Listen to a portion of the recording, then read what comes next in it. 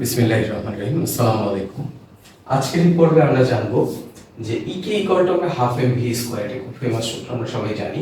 কিন্তু E K equal to P square by two M কিভাবে হলো সেটা আমরা আজকে দেখার চেষ্টা করব।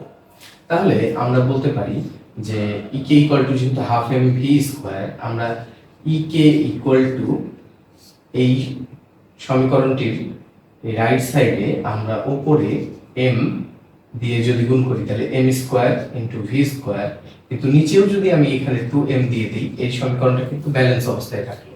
তার মানে আমি রাইট সাইডে এম দিয়ে গুণ ও ভাগ করেছি, আর কিছুই করিনি। এখন আমরা জানি পি হচ্ছে ভরবেগ, সেটা হচ্ছে ভর ও বেগের গুণফল। তাহলে উপরে যে এম ভি হোল স্কোয়ার, এটাকে আমরা লিখতে পারি P square divided by two M. এটাই হচ্ছে E K equal to P square by two M হওয়ার কারণ। এখান থেকে আমরা পি ইকুয়াল টু এটাও লিখতে পারি রুট ওভার টু এম ইকে। ভরবেগ বের করা যায় এই সূত্র ব্যবহার করে। আশা করি সবাই বুঝতে পেরেছো। এরকম প্রতিটি পর্বে আমরা ছোট ছোট ফিজিক্সের সূত্রগুলোকে এবং ম্যাথের সূত্রগুলোকে এবার প্রমাণ করে শিখবো ইনশাআল্লাহ। চলো, ভালো থাকবে। আল্লাহ হাফেজ।